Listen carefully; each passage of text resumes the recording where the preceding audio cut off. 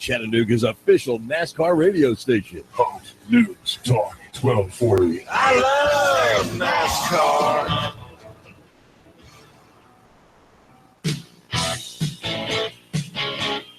You know, who'd have thought that a lone hacker from Australia who's held up in an Ecuadorian embassy would affect the election as much as he is? Of course, I'm talking about Julian Assange, who's held up in the Ecuadorian embassy because of probably phony charges from Sweden. They're originating from Sweden. In fact, Julian Assange got the so-called victims to sign an affidavit saying that the charges are false and made up, in fact, against him. So really, Assange is being held against his will for no good reason. Now, he's not being held by the Ecuadorians against his will. He's being caved in. He's being cornered, I should say, by the British, probably on behalf of the Americans, for releasing information that Americans just didn't want to have released. Now, you might be thinking, well, what a patriot Julian Assange is. Well, kind of and kind of not, because Julian Assange is Australian. He's not actually American, but he does have a vested interest, I think, in who wins this election. Julian Assange is someone who would benefit from Donald Trump potentially winning, because this would mean that he might actually get pardoned. Clinton, on the other hand, really has no vested interest in pardoning Assange anytime soon, especially after the DNC leaks came out. And I'm somewhat certain that if the Republicans had as bad network security as the Democrats seem to, Julian Assange would also publish the Republican National Committee's emails on WikiLeaks. I don't think that he's a partisan player. He just doesn't strike me as the kind to be that unintelligent as to care about party. But he seems to be really interested in making the Democrats collapse, maybe because they are a direct threat to him, which is weird to think about an American party being a direct threat to someone overseas to the point where he's willing to potentially risk his life to make sure they don't get elected.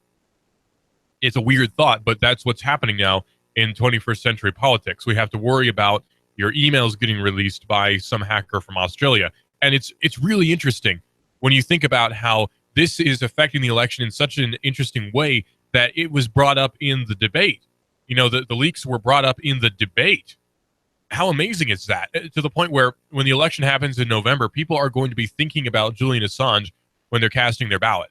That's a bizarre thought, especially when you consider that Julian Assange was just sort of a footnote almost in a long history of leakers and hackers that's gone back since the Pentagon Papers. It's bizarre to think that Julian Assange was a household name, but not nearly the same way he is today, where people know Julian Assange didn't know him as someone who was affecting the election. They knew him as someone who released the collateral murder video and released a bunch of documents that may have harmed national security. And there were people who actually wanted him dead. And there still are people who want him dead. There are people who want Edward Snowden dead too, which shows you, I think, just what a bad state we are in politically. What a bad state we're in, where when the truth is shown to the public, government recoils. That doesn't seem to be an environment that's exactly conducive to a free public, because I don't think that we are a free public in the sense that we used to be. We just can't be, because we keep talking about how, oh, look how Americans are so free, and we are, comparatively speaking, yes, but when you go back and you look at what's happening right now in American politics, I don't know how you could call this freedom, because we talk about how bad our choices are, and it seems like everyone is really upset about the fact that we have to choose between these two candidates. So why did we get ourselves stuck in this situation? If nobody seems to be very happy that Clinton is the nominee, and no one seems to be very happy that Donald Trump is the nominee, but we're just sort of resigned to accept our fate. That's not freedom, that's resignation.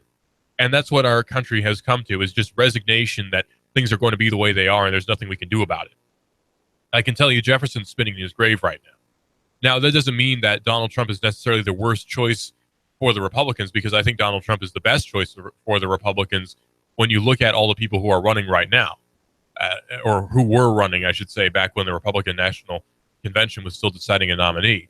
Donald Trump is definitely the best choice out of any of those people. Maybe Ted Cruz, because he seems like he had good policy, but he just didn't seem like he had the right stuff to win an election. Rand Paul was great, and I respect him quite a bit, but he's not president tier, I guess, is the problem with him. Trump, on the other hand, he has the right stuff. He just needs to quit saying dumb things. He's got a lot of good ideas, and he has a lot of the right ideas. He just needs to learn to quit putting his foot in his mouth. And after he learns that, he'd probably be a decent statesman, but it's going to be a while, unfortunately for him. And I think he will learn if he gets elected in his first term. I think he'll learn that, you can't always say what's on your mind. You have to sometimes pretend that you're not thinking what you're thinking. That's part of politics, unfortunately. And you can't really blame him for not knowing that, because he's always been at the top in pretty much everything he's ever done. He's always been the CEO of this or that company, or he's been, executive in charge of acquisitions at this or that company. He's been on top all his life, essentially. He's used to it. He doesn't know anything else. So groveling is not in his nature, and compromising maybe, but not in a placating sense. It's really interesting when you look at Donald Trump as a personality. Instead of trying to paint him as some fascistic Nazi, it's interesting to look at him as a human being and see what his motivations are and see what may be going through his head. And it's really interesting to think about. Clinton is interesting too. Clinton has a lot of odd motivations, I think, and there are a lot of odd motivations, by the way, going on here locally that I want to sort of delve into because this is Best Shot here on Hot News Talk Radio, AM 1240, hotnewstalkradio.com. Number to call in is 423-800-8949. And one thing that's been happening here locally that I want to brush up on is what's been happening recently with Bobby Stone and Lacey Stone, who are two very interesting people when you look at what's been happening recently with the history of everything. Now, I want to make clear, I'm not making any accusation one way or the other or drawing any conclusions one way or the other, because this is an extremely, extremely sensitive topic that we're talking about here. So I'm sort of stepping lightly, but I want to recap everything that's been happening so far so you're aware of what's happening here locally. Because, again, the election is in March. It's coming up. It's sooner than you think. And this event that happened, I believe, last year is going to color how we look at the election. Now, what happened was Lacey Stone got into an argument with her husband. She says that he, and she's, by the way, a pretty prominent advisor to Mayor Andy Burke here in Chattanooga. She claims that he tried to grab her cell phone from her, and I think he did agree with that statement, although I don't recall exactly. And she claims that he grabbed her by her belt, dragged her to the front door, and told her to get out of his house. Now, they're married, by the way, and he's a little bit older than her by, I think, about 10 years or so. And she's a younger woman, and I think she's in her 30s. And so this whole situation goes down, and it seems like a pretty, I don't want to say standard, but it seems like a domestic abuse case that we see all too much of. But it goes deeper than that, because it's not just some domestic dispute that happens and it gets violent. It's not just that. It's not a tempers flaring thing. Because he claims that she's having an affair with Mayor Andy Burke. Now, that's a strong statement to make in any city, but here in Chattanooga, that's an even stronger statement when you think about the implications, because, again, Mayor Andy Burke is a Democrat running in a largely Republican area, and he managed to win by popular vote in a very Republican city of Chattanooga, where we're still pretty conservative over here, and he manages to win this, and he's reasonably well liked for the most part by most people, but there does seem to be something off about him, according to some. And now this whole release about Lacey Stone and Bobby Stone seems to be kind of strange. Well, then it turns out that she calls the chief of police, Fred Fletcher, instead of calling 911 after this whole incident. Now, my speculation, and this is just speculation, is that she called Fred Fletcher so that the 911 call wouldn't have any record. If you call 911, there's public record of what happens. And if you're someone who's in public office, the last thing you want is your voice on a 911 call. So she calls the chief of police instead, Fred Fletcher, because they know each other, apparently. They've had dinner before. And so he apparently told her to come to his house, and she did, and she talked to the police there, and all these things happened. But Bobby Stone, when talking to the police, said that she was having an affair with Mayor Andy Burke, and he says this a few times. And Mayor Andy Burke, of course, denies this very, very strongly, that that's what's going on. But it does seem to be kind of interesting. And various people I've talked to who I won't name, but who are rather important in the city, say that they're not particularly surprised that that would be a thing that would happen.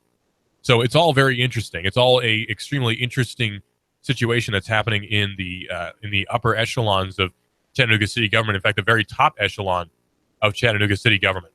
Because here in Chattanooga, here in Chattanooga, we have a interesting situation where we distrust the government, but we also trust it enough to run certain programs which they probably shouldn't. As an example, Thrive 2055 is something that really shouldn't be happening, but for some reason we don't really raise a big stink about it. No one likes it, but it happens anyway.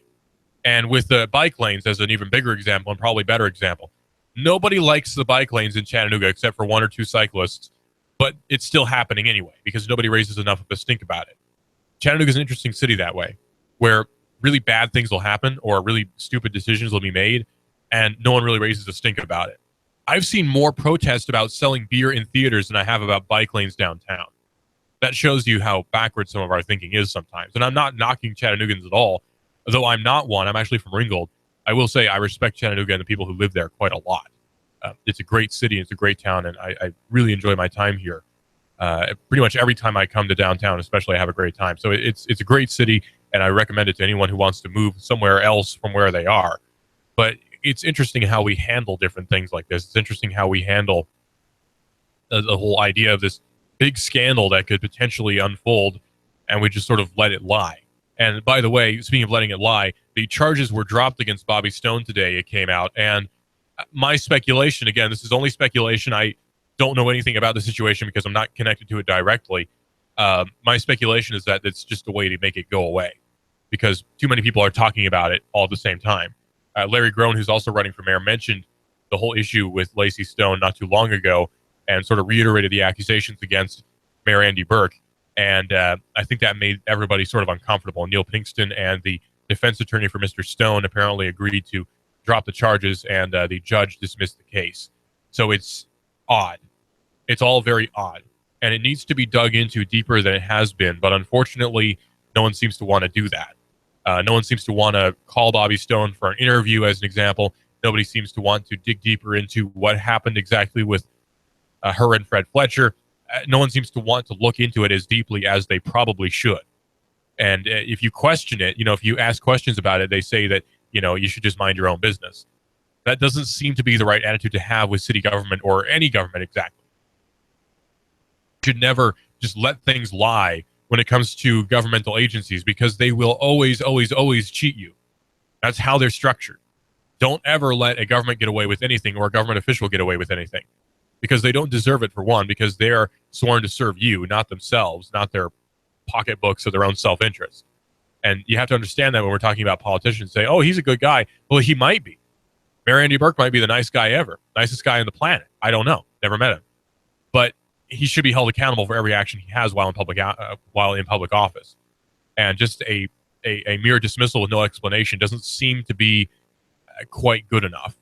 It's an odd situation, and it needs to be dug into deeper than it has been. And I'm going to spend some time on this myself and try to find out what exactly is happening. And we will, of course, keep you updated here on Hot News Talk Radio, AM 1240, hotnewstalkradio.com as well. Be sure to check us out on the TuneIn Radio app for your smartphone. That's TuneIn Radio on your smartphone. And you can listen to us streaming live anywhere in the world on your smartphone, any time of day, streaming live, Hot News Talk Radio on YouTube as well. We're on YouTube right now. You can go to youtube.com, search for Hot News Talk Radio. Our channel will pop up, and you can see our live stream of what's happening right now on the live stream, which is me talking into a microphone wearing a cool Hawaiian-style shirt right now. Looks like something from Rocco's Modern Life. I like this shirt a lot, actually. You can see what shirt I'm wearing if you go to Hot News Talk Radio on Facebook. You can see how tired I look, too, because I had a long night last night. Lots of work got done, fortunately. Lots of audio editing had to be done and all sorts of good stuff. So this is Hot News Talk Radio, AM 1240, hotnewstalkradio.com. I want to get back to Julian Assange. And WikiLeaks is taunting Democrats now, tweeting that it has a surprise in store for Tim Kaine, who's running for vice president, and Donna Brazile, who's a high-ranking official in the Democratic National Committee. Now, first, according to Zero Hedge, earlier this afternoon, WikiLeaks surprised observers when it released, in addition to the Daily Trove of Podesta email, a handful of what appeared to be emails sent from Obama's heretofore secret email address. Then, moments ago, in a tweet that suggests the vendetta between Julian Assange, who we now know is being pressured by the Ecuadorian government in its London embassy under notice from the U.S. State Department, and Democrats has gotten serious. WikiLeaks tweeted that we have a surprise in store for Tim Kaine and Donna Brazile. And he added them. He tagged them in that tweet on Twitter. It then retweeted NBC reporting Kailani Koenig, who said that Tim Kaine had been hacked and that WikiLeaks' emails might not be accurate. So they asked him whether he had any examples or had heard if one wasn't real, to which he responded, I read of one example yesterday, but I can't pin down which one it was. So Tim Kaine claims that his email has been hacked, but also says his emails are fake. So Tim Kaine's a slimy guy overall anyway. But it's all very interesting. Prior to tweeting this, the WikiLeaks Twitter account mocked Hillary's statement that 17 agencies have confirmed Russia hacked the U.S. when it said that Hillary Clinton's 17 U.S. intelligence agencies include the Coast Guard, the DEA, Naval Intelligence, the Department of Energy, Air Force Recon, and then added that Clinton's 17 U.S. intelligence agencies may be the biggest, most immediately disprovable whopper ever intentionally made during a debate. 17 intelligence agencies. Which ones? I would like to know. She probably doesn't have an answer for that, and if she released a list, it would probably be easily debunked as well. It's now quite clear that it has gotten very personal between Julian Assange and Hillary Clinton, and if the latter is elected president in less than 3 weeks, that drone strike on Julian, which Hillary does not remember joking about, may suddenly materialize. And you notice that Clinton seems to forget a lot of things. And Donna Brazil says that she gave the Clinton debate a question about the whole doctored emails thing. And I'm not sure what she's going for with this whole accusation that the emails are doctored, because I've not seen any proof of that.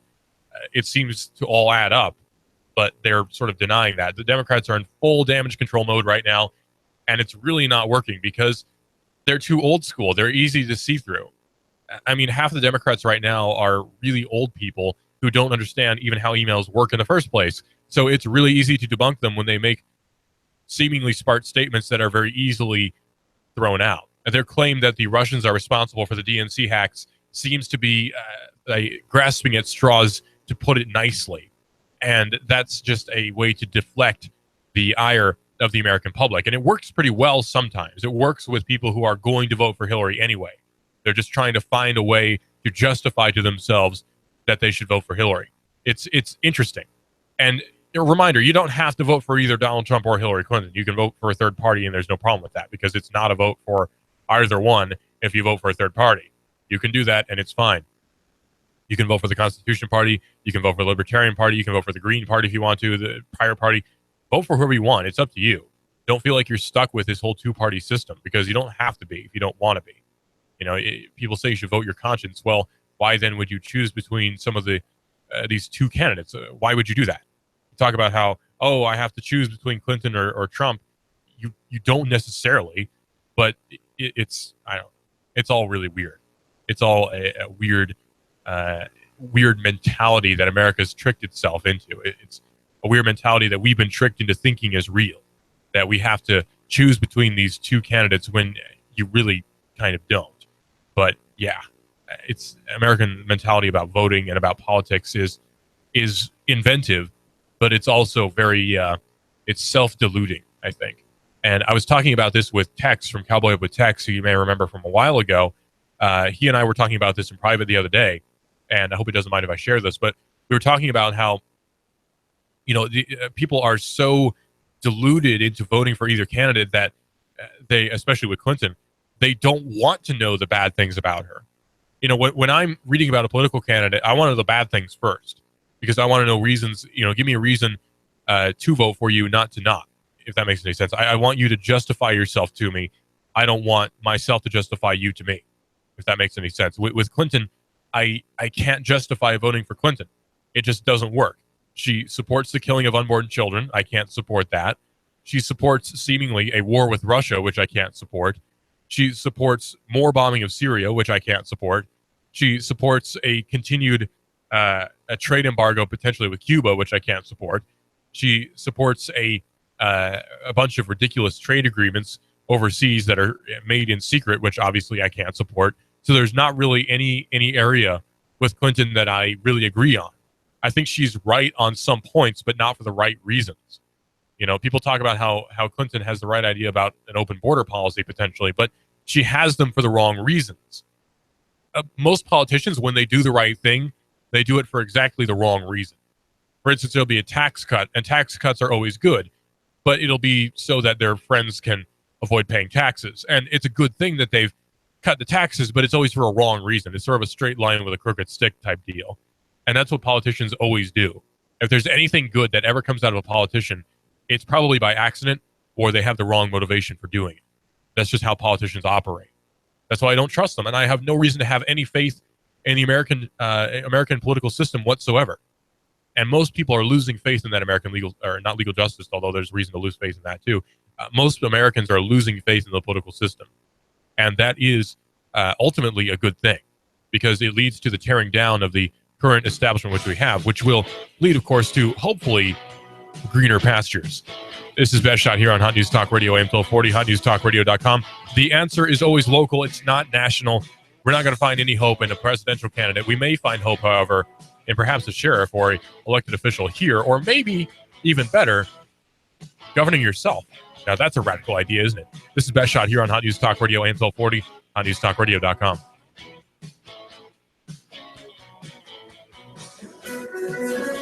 Hot 1240 Hot News Talk Radio with your Hot News Now update. After an agreement between attorneys, a judge has decided to dismiss charges against Bobby Stone, the husband to one of the top aides to Mayor Andy Burke. But this case isn't as straightforward as it may seem.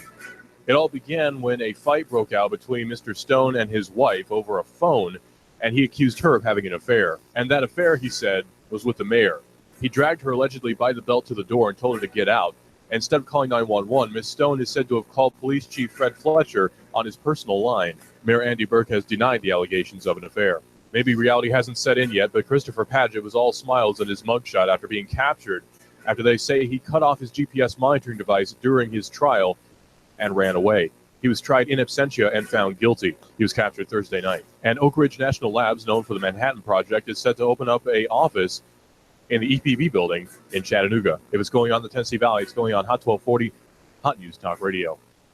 Morton Truex Jr. is off the pace and he is headed to the pit lane. Elliott powers around the outside.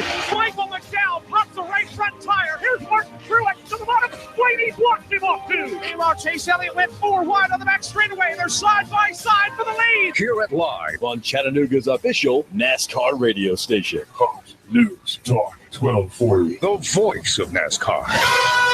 Cash, cash, cash, and more cash. Rick Davis has the cash when you sell gold, silver, diamonds, rings, and jewelry. Sell Rick your precious metals today and lock in your price. Hey, Rick Davis will trade your cash for shiny, brilliant, and heavy gold. Gold cheaper now by $100 an ounce. Join the Rick Davis Silver Bonanza too. Prices so low, the Lone Ranger is bound to gallop in, Kimosabe. Hey-ho, silver, away! The markets are changing, so buy now. Cash, cash, cash, and more cash for your silver and gold, gold, gold. Rick Davis, 5301 Brainerd Road. That's 5301 Brainerd Road. Rick Davis Gold and Diamonds. Oh, and cash, cash, cash. You know where it is. Hey-ho, silver, away! We're at the Cantina at Amigos Mexican Restaurant. Yes, ma'am. 2 orders of nachos with beef and beans and 2 beers. Chattanooga loves its Amigos restaurants, but the Amigos in Hickson has something extra.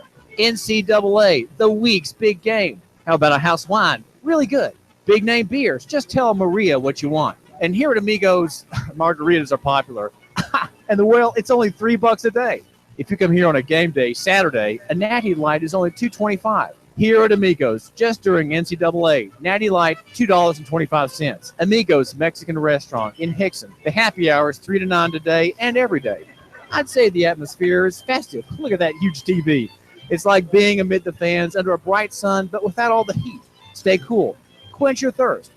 Amigos, between the Staples and Hobby Lobby. Take the table next to mine and enjoy the great NCAA game with friend or family here at the Cantina at Amigos Mexican Restaurant. Okay, shh, it started.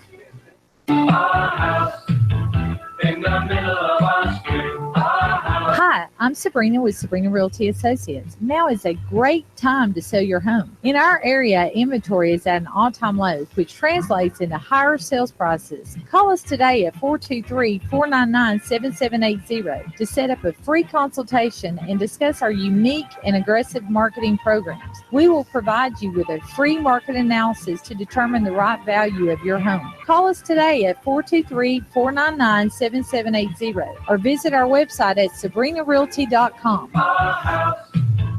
In the middle of our street. Here's what advertisers are saying about AM 1240. HotNewsTalkRadio.com. Radio station, they really care. They're always calling me probably once a week, checking on me, seeing how things going, see if they want to change any of the ads or do anything different, seeing what my needs are. I've gotten business off the ads that you do for me, and seems to be working well at this point. Prices were very fair. Areas in this town that we aren't able to get other ways, your radio station is able to help us out, and I really appreciate that. We've been very pleased with the services we've got. It seems like everybody over there cares about what they're going to do, how it's going to work for us on this end, and we've been very impressed with the creativity of the ads that we've heard, and they always seem to be right on point, even without us having to come up with what's going to be said. I've been doing business with News Talk Radio for quite some time. It's the best place and the best value you can get for your advertisement. The commercials are great. They're very professional. I was actually blown away. The commercial that they put together was awesome. It was way far above all the other radio stations we've dealt with. The best we've had yet, guarantee you, by far. AM 1240 HotNewsTalkRadio.com gets results. Let us get results for your business. For no obligation free consultation, call General Sales Manager Steve Johnson. Call 423-240-5459. That's 240-5459. Or you can always email Steve at NoogaRadioSteve@gmail.com. That's NoogaRadioSteve@gmail.com. AM 1240 Hot News Talk Radio. We get results. You give us 12 minutes and 40 seconds, we'll give you Chattanooga and the world. News Talk 1240.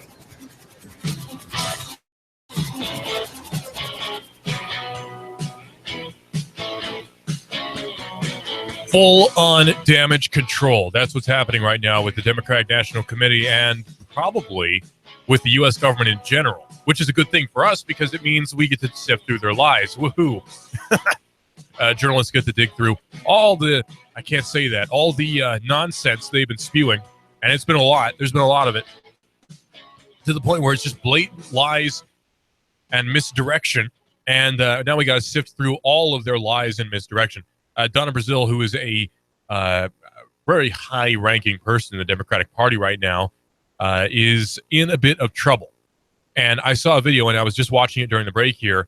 I was watching a video of her being really just swamped by journalists, as she should be, as any public person should be, swamped by journalists asking her about the email leaks. And she dismisses the email leaks entirely, and her reasoning is they were stolen by the Russians. Ooh, the big boogeymen, the Russians. You know, not only is that a lie, probably, it's also making America look really weak, which you don't want to make America look weak as compared to the Russians. And we have been recently. That's kind of the problem. We've not been looking particularly good militarily. Now, I'm not a fan of nationalism. I'm not a fan of saber rattling or anything like that. But if you're going to go with the national narrative that we must beat the Russians at everything, let's just go with that for a second here. Because why not? And maybe there's some credence to that too. Let's go with that. You don't want to, especially if you're part of a party that is potentially going to be in the presidential office, you don't want to make your country look weak by making it look like a victim. Playing victim is not going to get you anywhere in politics for the most part. You know, like Jonathan Edwards. Remember Jonathan Edwards, where there was a whole deal with him and his affair scandal, and oh my goodness, it was a big deal. And he tries to play himself off like a victim. You know, I've been badgered by the press, and I found my soulmate, and I'm going to run away with her, and all this nonsense. And it really just made people hate him even more. And that's what's happening now with the Democratic Party. The Democratic Party, especially in the 90s, it was the party for the hip and cool kids. Republicans were lame, dude. And they still are. But Republicans were super lame in the 90s, and they were super lame in the 2000s, and they really haven't been cool since the 80s. And Democrats were like the cool kids on the block. Yeah, look, we're hip and cool. We're Democrats. We're progressive. Now, they're just like the Republicans were in the 90s. The Democrats have become exactly what they were fighting in the 90s. They have failed entirely.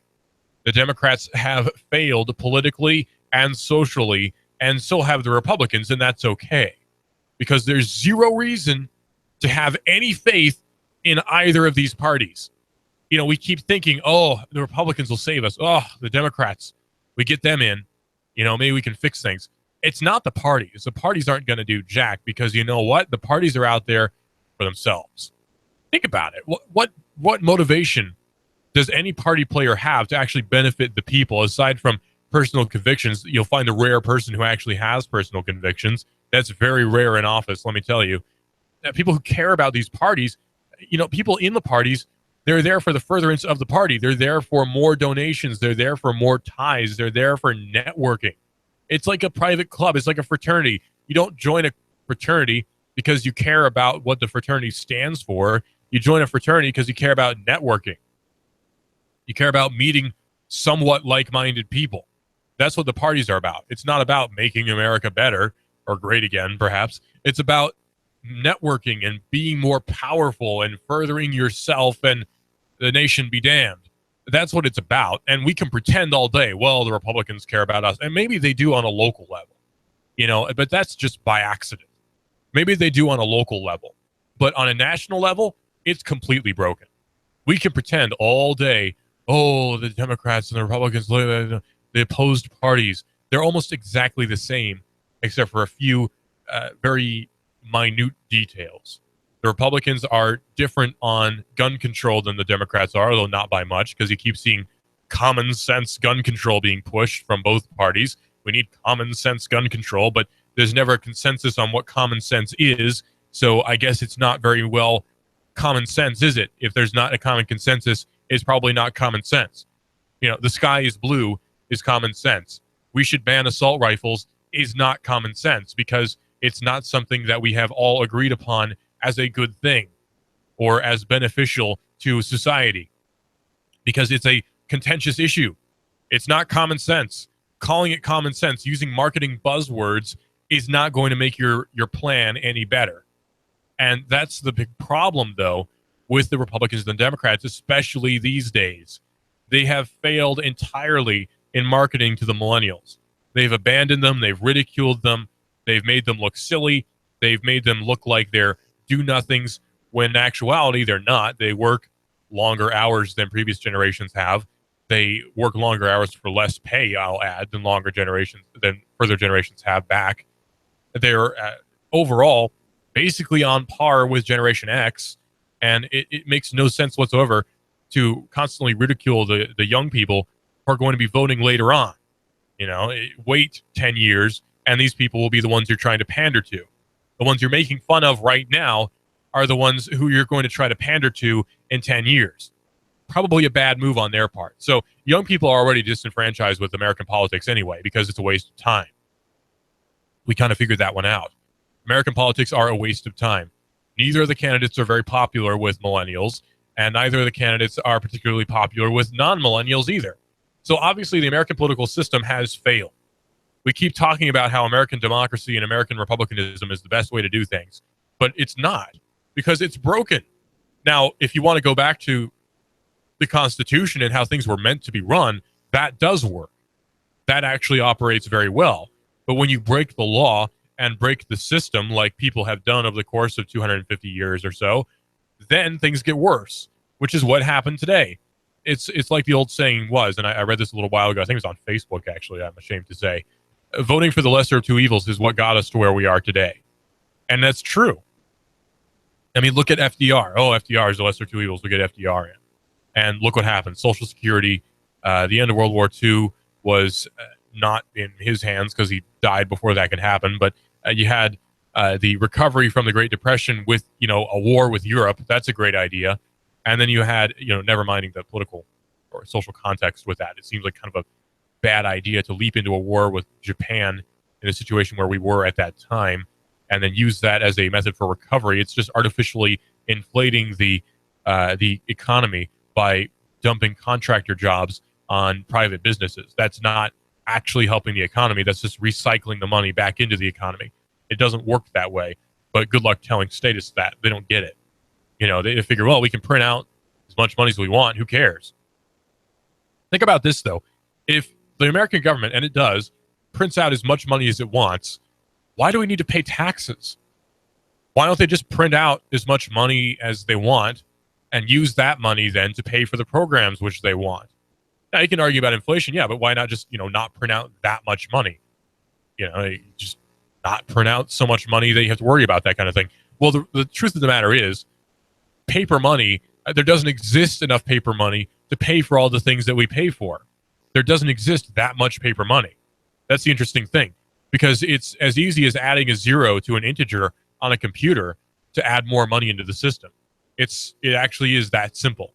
So it's amazing how broken the monetary system is these days, because it's backed by nothing. It's backed by people saying that it's worth something. And that's not much, because that's like if you look at the stock market, people say it's not worth anything and it tanks. That's all it takes. So if the Americans sort of woke up and said, wait a minute, hold on a sec here, we're woke now. Wait a minute. The American dollar is worth crap and it's not worth using. The American dollar would then collapse and it would become worthless.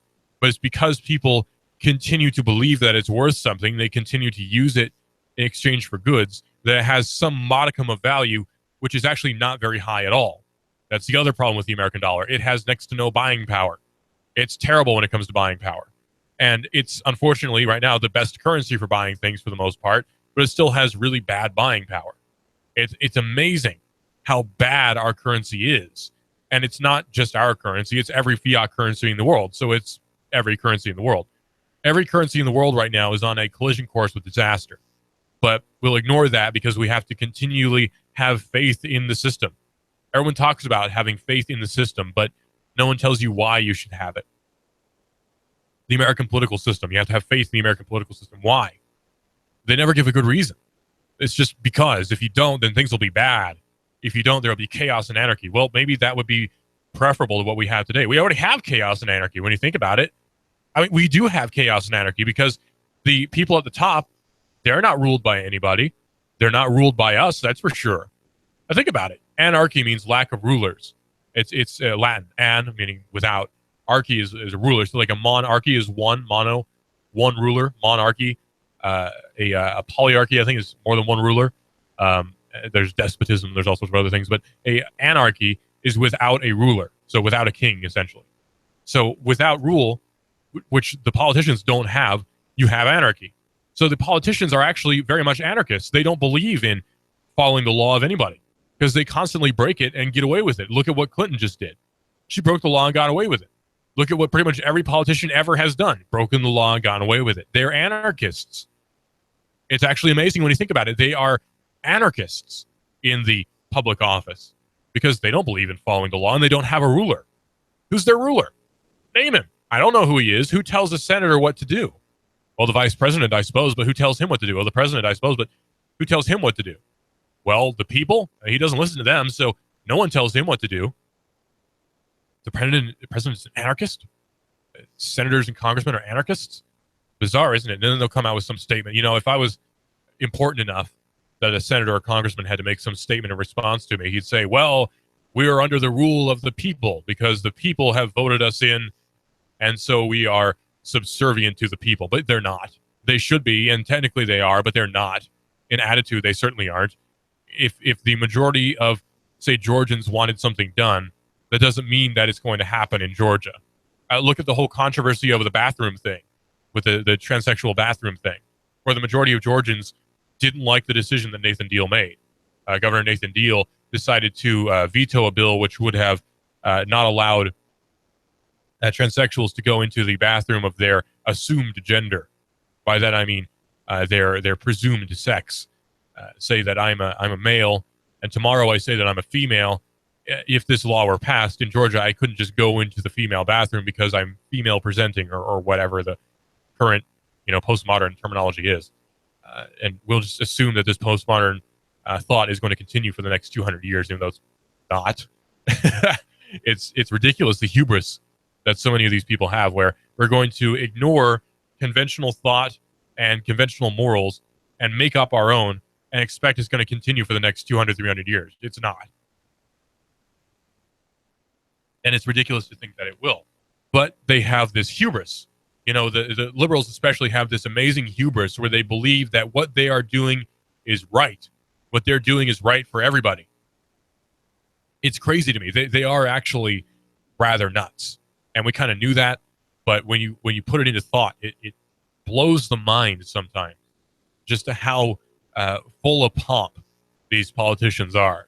The people in Washington are so self-assured that they tell themselves they're really helping people, or maybe they don't care, but they do exactly the wrong thing for the American public and then act like they're doing us a big favor. I mean, think about all the different laws that are being passed every single day. Could we go for, say, a year with no laws being passed? Probably. I mean, the government shut down that one time, and it was actually pretty nice. It was actually kind of nice because there weren't any laws being passed for a little bit there. It was pretty great. And when you think about laws being passed, I mean, what more laws need to be passed anyway? I mean, it's already illegal to kill somebody. It's illegal to speed. It's illegal to take speed, for that matter. It's illegal to rob somebody. That's a crime. It's illegal to do pretty much everything you ever want to do. So why do we need to pass more laws? For heaven's sake, I can't even grow plants in my own backyard if I want to. If it's a certain plant that's evil because government says that it is. I mean, it's ridiculous. But we keep telling ourselves it's for our own good, or it's better than the alternative. I saw this funny comic the other day. It was Incan or Mayan. I'm not very good on my South American history. I apologize. But a human sacrifice to the gods. It was this guy up on a pedestal on one of the ziggurat, pyramid things, Mayan Incan pyramids, cutting this dude's heart out. And the people in the background or in the foreground are looking at what's happening. And one guy has his hand on the other guy's shoulder, sort of reassuringly. He says, well, we know it's not the best system, but it's the only one we have. And, it's so true, though, because if America devolved into human sacrifice, people would still defend the system, saying that, well, it may not be the best system, but it's the only one we have. And it's the most logical alternative to, communism, I guess. If we didn't have American imperialism, we would have communism instead. We can't go back to the Constitution. That would be ridiculous. But we talk about all these problems, and so many talk show hosts love to talk about problems, but they never talk about solutions. You ever notice that? And some people here are even guilty of that. And, they're good guys, great show hosts, but sometimes I wonder what's their solution in their head. Because it couldn't possibly be, America's going to crap. Elect Donald Trump and things will be fixed. Now, I agree that he's better than Clinton, that's for sure.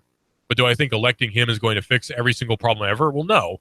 He's not going to restore the gold standard. He's not going to repeal a bunch of different unconstitutional amendments. He's not going to fix Roe v. Wade. He's not going to free us from the petrodollar. He's not going to release the embargo on Cuba, most likely, although he may. That'd be interesting. It's not like electing him is going to fix everything. It's not.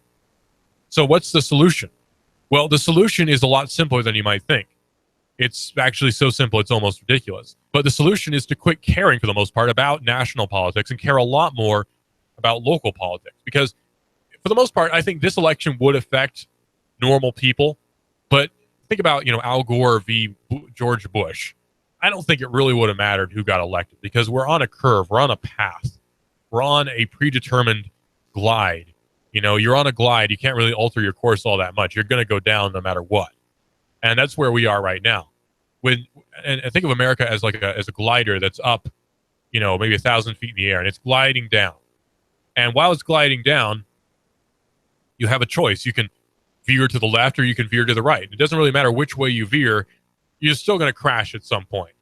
And that's what's happening with America right now. You could vote in Al Gore, and you could veer to the left, maybe towards the ocean. Or you could vote for George Bush, and you veer to the right, maybe towards the forest, where you're going to crash into some trees instead of the water, which impacts you like concrete, where you're going as fast as a glider would be. It doesn't really matter, because in the end, you're still crashing into the ground. And that's how American elections are to me. That's how the presidential election is to me.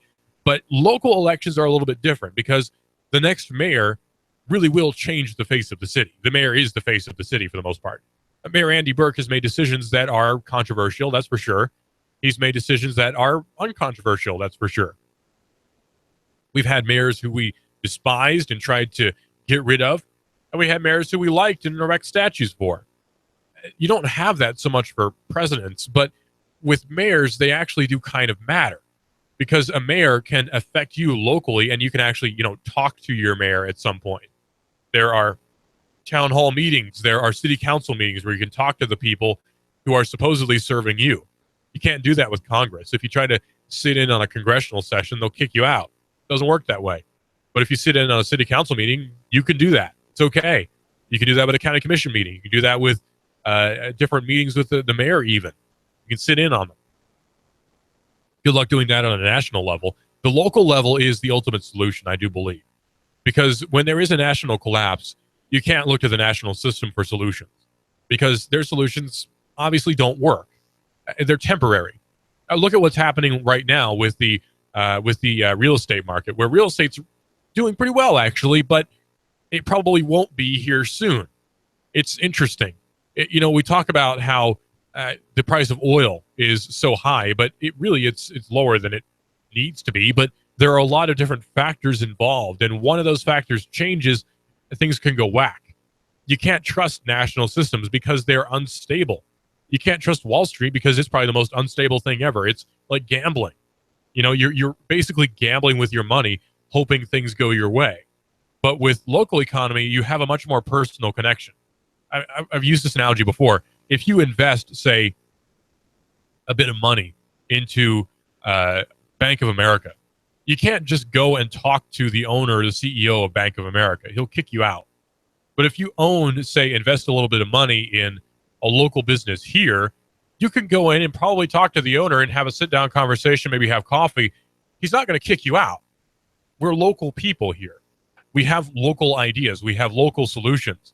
You're not going to have that nationally. On the national side, it's just committee meetings and designs by committee and designs for mass populace. That just doesn't work because we're not all the same. We are, but we aren't. A solution that works in New York City is not going to work in Chattanooga and vice versa. And that's okay. There's nothing wrong inherently with New York City. There's nothing wrong inherently with Chattanooga, but a solution for New York City is not going to be the solution for Chattanooga. A solution for Ringgold is not going to be a solution for Chattanooga. A program that works in this market does not work in that market, and that's why a national system doesn't work. There's someone I was reading a paragraph from a book from the other day. I can't remember who the author was now, but she's a Republican lady, I think, and she had an interesting point, actually. She was saying you can't rule a country you've never been to. And I thought that was such an interesting thing to think about because, I'm sure President Obama's been to all 50 states. I'm pretty sure of that. But has he gotten experience? Has he lived in Wyoming for 10 years and seen how the farmers act there and talked with them? He hasn't because he can't. It's not his fault. It's just that's not how it works. And so his governance is not going to be respected there because he has no experience with that. But say someone who's a local business person in Chattanooga who then becomes mayor, there's a little bit more respect there because he knows what it's like to run a business in Chattanooga. He knows what it's like to talk to people in Chattanooga. He knows people in Chattanooga. That's important for governance. That's important for, I don't want to say rule because I don't believe in being ruled over by anyone in government, but that is important for governance. To know who the people are, who you're talking to know what their situation is.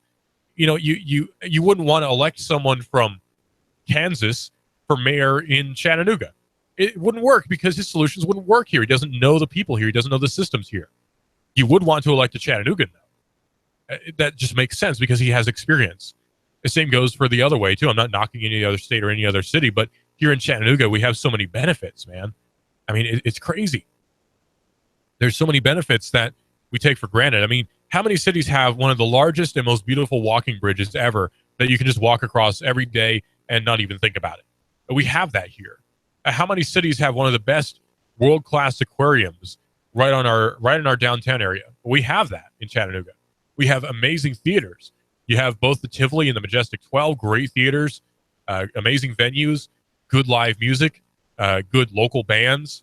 Kean and I were talking about the hallmark of a bad band last night at 7 o'clock, but there are really good bands in Chattanooga. We have so many different benefits and so many different disadvantages, too, that you're not going to see in other cities. And so you have to have someone local rule over a local area. That's my point. Localism works.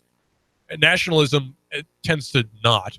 I kind of like to call it micronationalism, if that makes any sense.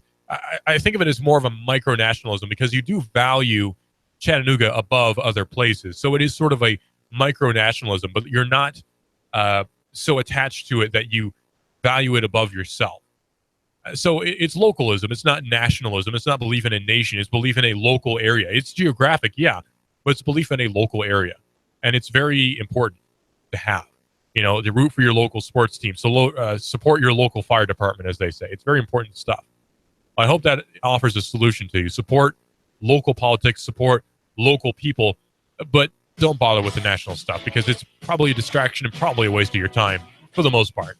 It may be worth a few minutes of your time, but not nearly as many as the media demands you give it. This is Binary here on Hot News Talk Radio, AM 1240, hotnewstalkradio.com. I hope I've helped you out a little bit. And Colin Cowherd's coming up next here on Hot News Talk Radio, AM 1240, hotnewstalkradio.com. Enjoy your day. Have a good weekend. This is AM 1240, Hot News Talk Radio.